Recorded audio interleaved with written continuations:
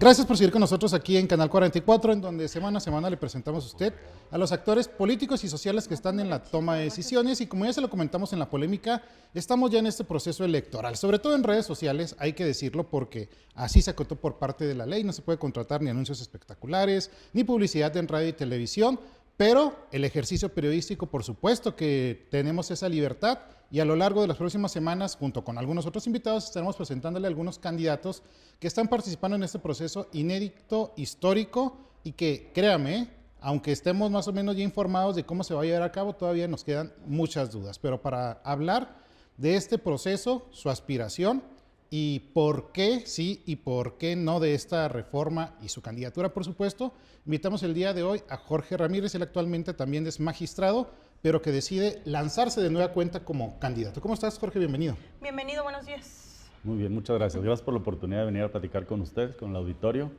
¿Y por qué buscar la magistratura? Creo que a mí me tocó ser parte fundamental de esta nueva creación del Poder Judicial en el estado de Chihuahua. Correcto. Desde que planteamos que tuvieran un periodo determinado los magistrados y, lo más importante, con un nuevo sistema de justicia oral adversarial ya prácticamente en todas las materias. Nosotros hemos estado trabajando en tribunales especializados porque eso, la especialización, nos da una nueva forma de entregar justicia.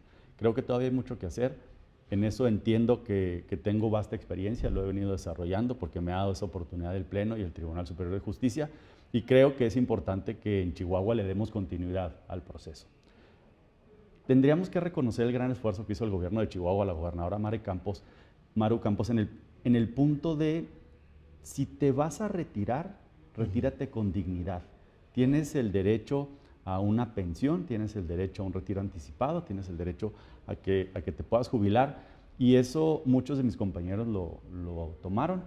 De 30 magistrados del Pleno quedamos 6 en este momento en competencia, buscando nuestro propio espacio, y más o menos como 100 juzgadores de unos 250 y tantos. Entonces, creo que es importante que el tribunal mantenga una columna vertebral de personas que saben y tienen experiencia, y que venga el refresco de personas que siempre trabajaron para el Poder Judicial y hoy tienen una aspiración muy válida, o personas que llegan de fuera y creen o atienden a que hay una verdadera forma de entregar justicia completamente distinta. A ver, Jorge, este tema de la reforma, cuando se llevó a cabo, porque forma parte de este famoso Plan C, como que los ciudadanos lo veíamos lejano, decíamos, bueno, una reforma al Poder Judicial, que podamos elegir jueces. En realidad fue un tema que metió la 4T, hay que decirlo, específicamente Andrés Manuel López Obrador, luego de que no le funcionó el Plan A, el Plan B, frenados muchos por el Poder Judicial, y entonces dije, necesito cambiar el Poder Judicial. Y se le ocurre esta idea inédita, inaudita en el mundo, porque en ningún lado del mundo se eligen los jueces a estos niveles como se van a elegir aquí en México, de que los jueces sean electos a voto popular, y ya entre bromas, chascarrillos, pues, y con la mayoría abrumante que tiene Morena en cámaras y legislaturas, pues finalmente pasó. Es decir, inclusive en la Suprema Corte, una vez que se va a controversia, pues por un voto no logran la mayoría, y esta forma pues ya queda vigente, ya queda sin ningún proceso legal con qué combatirla. Y pues, ¿qué decirlo? O sea, ya como mexicanos es lo que hay, nos amolamos, o como usted le quiera llamar. Pero en este sentido, porque surgen las candidaturas y entonces empezamos a ver ciertos perfiles, algunos muy polémicos, inclusive aquí del estado de Chihuahua, que dicen, bueno, pues es que surgen este tipo de perfiles, ¿a poco esta persona va a ser juez? Pero finalmente pues es a lo que se está prestando esta elección, que sea abierta, puede llegar, una vez pasados los candados, los filtros y las tómbolas, bueno, puede llegar. Entonces, Jorge, preguntarte, o sea, ¿sigues estando en contra de esta reforma? Y si sigues estando en contra, si es el caso, o si estás a favor, que no lo digas, ¿por qué entonces tú decides participar? Decir, yo soy magistrado, yo a lo mejor tengo la opción, tengo algunas otras opciones, pero yo quiero participar como candidato. Mira, el Poder Judicial necesitaba una reforma. Está bien claro eso. La gente no se siente cercano al Poder Judicial, y el tema de la justicia es una complicación para poderlo explicar. Siempre lo he planteado. La justicia es un ideal, ¿sí? Los juzgadores no entregamos justicia, nosotros aplicamos la ley, y a veces la ley es justa y a veces no. Siempre les digo, la mitad de las personas que acuden con nosotros salen enojadas con el Poder Judicial porque no obtuvieron el resultado que querían, y los que lo obtienen no lo tienen completo, y entonces también van molestos con el Poder Judicial. Nunca estuve de acuerdo en que tendría que haber una elección. La reforma no tendría que haber pasado por ahí.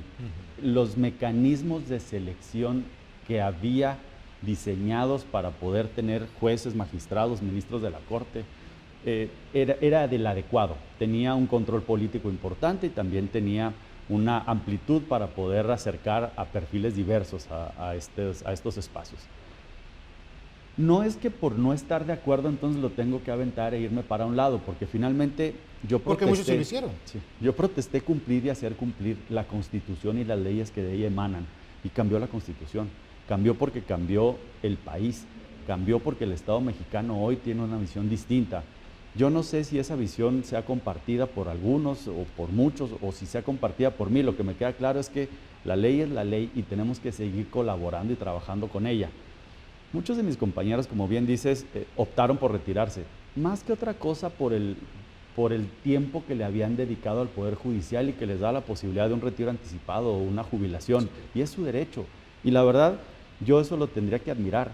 Como siempre le he dicho, admiro a mis compañeros y compañeras del Pleno del Poder Judicial de Chihuahua, son los mejores juristas que hay en el Estado, son hombres y mujeres extraordinarias al momento de plantear sus ideas y ponerlas en la mesa. Pero juzgan como en 1924 y andan muy contentos. La verdad es que hay que cambiar la forma en que entregamos justicia. Mira, en el Tribunal Especializado en Narcomenudeo, que se trata de todo menos de lo que estás pensando, es un tribunal en donde juzgamos a las personas que utilizan sustancias y por usarlas, entonces se enferman y enfermos se ponen en conflicto con la ley. ¿Por qué no los ayudamos a resolver su problema de salud y con esto su conflicto con la ley? Y evitamos que muchas personas que por curiosidad, que por un reto, por querer quedar en un grupo o integrarse o andaban en una fiesta y llegó una redada, terminan en prisión y entonces no les vamos a ayudar en nada. Porque ahí pueden estar mis hijos y pueden estar tus hermanos y pueden estar tus amigos y ojalá que los trataran con la dignidad que nosotros los tratamos en ese tribunal. Aquí en Chihuahua Capital, gracias a un gran esfuerzo también de la Fiscalía, iniciamos un tribunal para robos menores. Imagínate que una hora de audiencia a nosotros nos cuesta 15,000 pesos y vamos a juzgar a una persona que se robó 300. Me dan ganas de pagarlos a veces. Pero ellos no están enfermos, ellos a veces sí están robando, algunos por necesidad y otros porque ya lo vieron como un estilo de vida.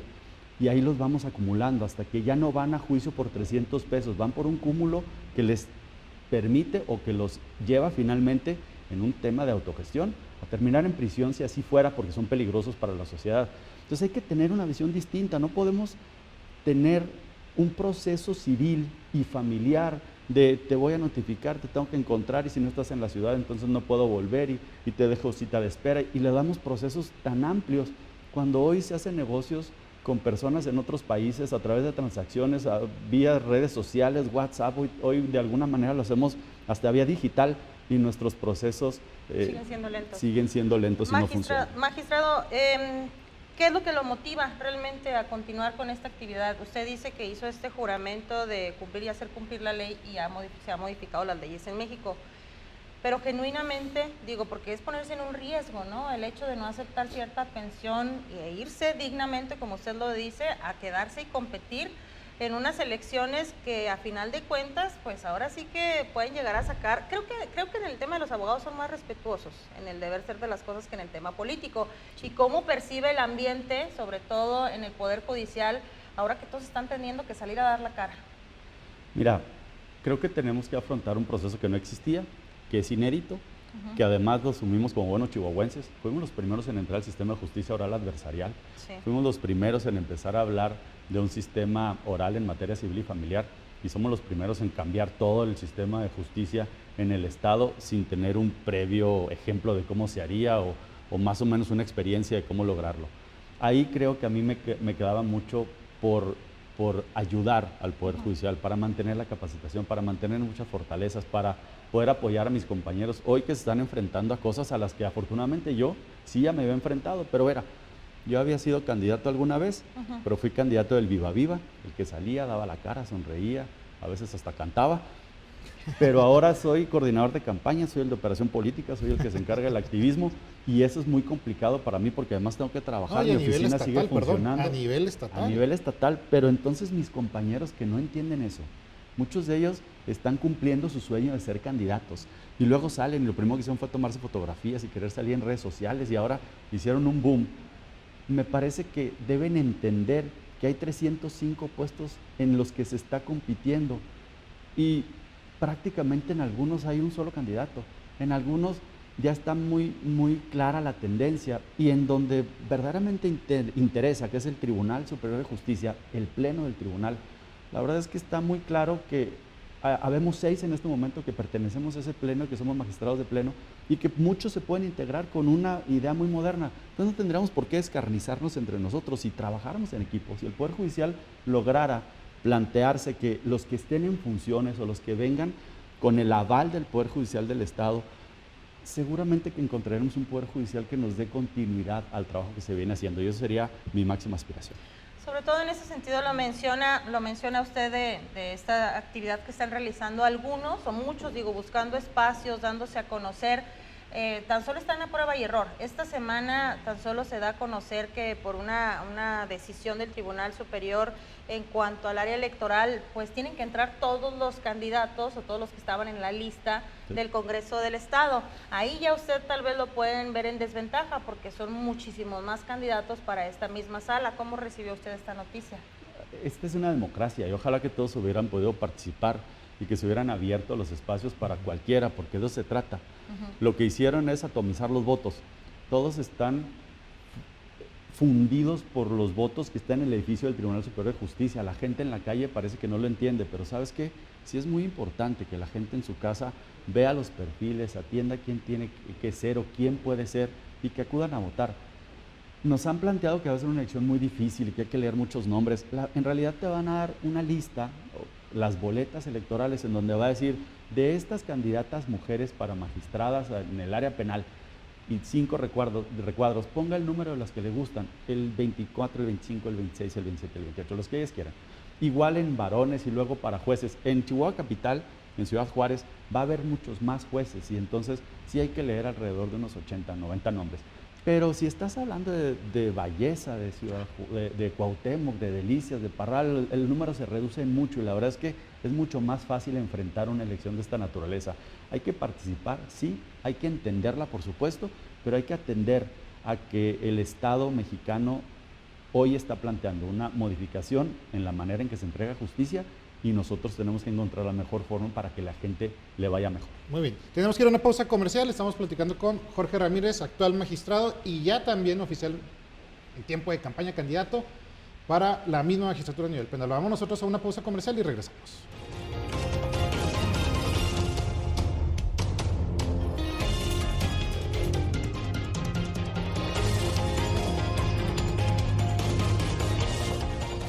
Seguimos aquí en Canal 44, hablando en serio, como usted lo merece cada semana, cada domingo, cada sábado. Agradecemos los comentarios que nos hace llegar a través de nuestras diferentes plataformas. Estamos platicando con Jorge Ramírez, él es candidato a magistrado en esta elección inédita en el estado de Chihuahua. Por eso en los gráficos usted ve boleta verde. ¿Por qué? Pues porque tiene que votar por la boleta verde. Aquí tuvimos la semana pasada, Jorge, al vocal ejecutivo del INE. Nos trató de explicar un tanto la manera de votar, que era parte con lo que estamos cerrando. Sí. Y digo, no lo dije al aire, pero en realidad la elección va a ser un desorden, para no decir más feo, bien organizado. O sea, en realidad mucha gente no sabe todavía que por primera vez no va a tachar un nombre. O sea, sí. aunque ahorita ya lo mencionaste, es que usted tiene que anotar un número, la gente no hace clic todavía con la idea de que no es tachar un nombre ni subrayarlo, no, sino que es llegar y rellenar recuadros. Entonces, son muchas cosas las que como ciudadanos debemos de ir anotando, debemos de ir atendiendo, porque veo complicado, por ejemplo, que un ciudadano diga yo voy a llenar las 13 boletas y traigo a mis 80 candidatos. Es complicadísimo, seguramente la mayoría de las personas van a querer votar por 1 o 2, se me figura, ¿verdad? Quizá máximo 3, de todas las boletas que les entreguen, y eso pues también complica un tanto. ¿Cómo han previsto, particularmente tú, cómo has previsto pues capacitar a la gente o cómo has previsto a las personas que quieren votar por ti, instruirlas para que no se equivoquen? Porque yo veo que pueden llegar inclusive candidatos que hasta, pues, por errores van a llegar a ganar. Yo quiero que vote la gente, quiero que sí se acerquen a la elección, que atiendan que va a tener la oportunidad de poder elegir a los jueces y a los magistrados, que no les van a dar nada que no sea la ley. Y que antes ni los hubieran conocido porque hubo un sistema de elección completamente distinto y en algunos por alguna circunstancia y otros por otra, Y hablábamos de cochineros y hablábamos de La muy oxigenación. pulcros y las oxigenaciones y de todas estas cuestiones en donde a nosotros nos tocó participar y que hoy la gente va a poder atender a, bueno, ahí van a estar, cuando menos algún día yo voté por ellos y ojalá que estén haciendo su mejor esfuerzo. El Poder Judicial después de esta elección tendría que salir más fuerte y más sólido, como un solo grupo. Ojalá que fuera así como si fuera un solo partido político en donde la gente fuera y votara por los integrantes del Poder Judicial, porque eso nos daría una gran fortaleza. Pero hoy a mis compañeros yo les diría, no pierdan tiempo diciendo yo soy y soy abogado, todos somos abogados, para eso estamos en esto, y luego quiero que votes por mí, como ¿por qué faltan 47 días o 52 días para que voten por alguien? Hoy lo que tenemos que hacerles o expresarle a las personas es por qué tendrían que salir a votar, ya después vemos por quién van a votar, pero ojalá que hicieran muchos equipos de colaboración, que entre todos buscaran la mejor oportunidad para que la elección fuera copiosa, porque va a ser muy cara, es onerosa para el estado de Chihuahua y para el estado mexicano, y también entonces ya una vez que asumamos que tenemos que ir a votar, encuentren los mejores perfiles, y entre ellos yo estoy seguro que van a ver a personas con mucha experiencia y a otros que a lo mejor por un buen jingle, por una buena imagen o porque se les ocurrió a las personas tenerlos ahí o porque son sus vecinos, vayan a votar por ellos. Ojalá que así sea, porque a mí nunca me ha dado miedo enfrentar las decisiones que tengo que tomar como juzgador, mucho menos me va a dar si tengo el respaldo de la gente. Bueno, y es una elección además inédita porque están participando puros abogados. Y de ahí la frase de que entre abogados te veas, ¿verdad? Sí. Te lo digo porque yo siento temor entre muchos aspirantes, no sé si sea tu caso, de salir, de decir, de presentarse, porque pues de alguna manera pues se está tratando de cumplir la ley. ¿Tú cómo percibes a tus compañeros ahí en el tribunal o personas que conozcas y que quieran ser jueces y que quieran ser magistrados respecto a este tema? Están cumpliendo su sueño de ser candidatos muchos y muchas de ellas y están hablándonos solamente de la superficie. Acuérdate que hay hasta un dicho muy interesante, el mar por debajo es más impresionante de lo que puedas ver en el horizonte. Y eso es a lo que tenemos que acudir. Veo publicaciones, periodicazos, amigos y otras personas que tienen sus intereses, que no, es que este juez o esta juez tomó determinada determinación. Bueno, pero lo hizo con valor y seguramente que planteó sus argumentos. Y te lo dice alguien a quien persiguieron el Ejecutivo, el Legislativo y la mitad del Poder Judicial, y que yo no puedo estar enojado por los planteamientos jurídicos que hicieron, porque también los combatí y en todos los casos los gané, pero fueron argumentos jurídicos. Alguna vez también leí de una persona que dijo que yo personalmente había resuelto la libertad de alguien por una cuestión meramente personal, y mi pregunta sería muy clara, ¿cómo le fue en el amparo? Porque yo no soy un juez definitivo, las actuaciones mías las revisan en un juicio distinto, que es el juicio de amparo, y todavía hay magistrados de circuito que pueden tomar determinación respecto a mis argumentaciones, y en eso siempre estoy bien tranquilo y muy claro, porque tomo las decisiones perfectamente fundadas. Si tú entras a la página primerasalapenalchihuahua.com.mx, ahí están todas mis resoluciones. ¿Quieres saber cómo pienso? Ahí está claro. Si siempre decido para la derecha, y un día se me ocurre, porque en juicio está alguien a quien yo conozco, decidir hacia la izquierda, se va a notar. Y lo que más cuido yo es mi prestigio en mis criterios y en los posicionamientos que he tenido históricamente. Para Jorge Ramírez, ¿cuáles son los casos más difíciles de tomar una decisión y cómo quitarse, o si es parte de las decisiones, la parte humana? Por ejemplo, no sé, me pongo a pensar en situaciones muy graves en el área penal, violaciones, abusos, el no pago de pensiones alimenticias y que terminan llegando a una sala penal. ¿Cómo le hace Jorge Ramírez para decidir? En una sala penal solamente atiendo víctimas, y eso es muy doloroso. Algunos son víctimas por la condición de que alguien cometió un delito y que les perjudicó, pero algunos son víctimas de la circunstancia social que los llevó a cometer delitos. La que más recuerdo y que me impactó mucho es un jovencito que estaban peleando dos, que él no tenía nada que ver, pero fue por una pistola a su casa y volvió. Y para asustarlo decidió dispararle al vehículo en el lado donde él no estaba, en el lado del copiloto. Pero acostada estaba una muchacha y la privó de la vida. Fíjate cómo una mala reacción, un no saber qué hacer o un entender que con un arma tenía mucho más poder, se convirtió en una persona que le cambió completamente la vida y que ahorita está en prisión todavía. ¿Y cómo es que eso lo tuvimos que impactar nosotros? El Poder Judicial no es solamente un equilibrio de poderes, el Poder Judicial es una trinchera de la sociedad. Y ojalá, ya será parte de lo que ya veremos en el futuro, Sí. ojalá que hagamos una justicia más comunitaria. ¿Sabes cómo hacen los indígenas cuando van a juzgarse entre ellos? Primero se juntan los más viejos y luego empiezan a hablar bien de quien cometió el delito. Entonces le empiezan a decir, oye, tú eras muy bueno para correr, me acuerdo que nos ayudaste con la cosecha, algún día cubriste a tus abuelos y siempre protegiste a tus papás.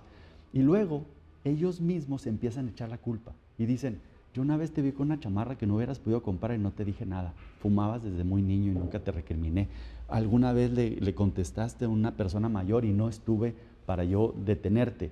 Y entonces se dan cuenta que la circunstancia de este hombre que lo ven como intrínsecamente bueno, comete un delito y lo castigan y le dan sus latigazos y lo ponen en la plaza y le dicen en 2 años no te vas a poner nuestra vestimenta y ya no eres parte de nuestra cultura. Los desenraizan, eso sí, les duele mucho, Sí. pero luego nos los mandan a nosotros, los metemos 20 años a prisión por un delito que ellos no entendieron que cometieron. Y cuando les damos 20 años en un lugar en donde comen, duermen, están tranquilos, a ellos los molesta, ellos no entienden cuál es el castigo. Nosotros tenemos cientos de años haciendo eso, castigando cada vez más duro a quien nosotros consideramos es un delincuente y nuestros índices de violencia cada vez aumentan Sí, más. ok. Ellos tienen miles de años haciendo eso. Y fíjate cómo sus índices de violencia son muy tranquilos, porque entienden que la sociedad también es parte de alguien que se convierte en delincuente. Claro. Sí es muy difícil para nosotros tomar decisiones en materia. Les decía el otro día, una persona que decide pagarle a un abogado en lugar de pagar una pensión, yo no sé en qué cabeza tiene eso. Sus hijos siguen comiendo y tienen necesidades y yo no sé por qué lo hacen. Si a mí me preguntas, hay un fenómeno social hoy en tema de cuestiones de sexualidad, de abusos, de violaciones. Seguramente porque hoy las mujeres se atreven y denuncian de una manera más clara.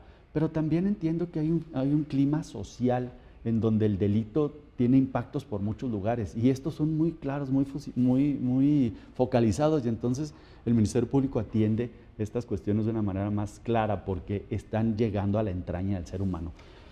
¿Cómo hacerle, magistrado, de verdad, para cambiar esa percepción? En la poca comunicación que hemos tenido usted y yo, le he dicho que para mí el tema de la justicia no es muy garante, por lo menos por casos personales, y que la justicia es selectiva.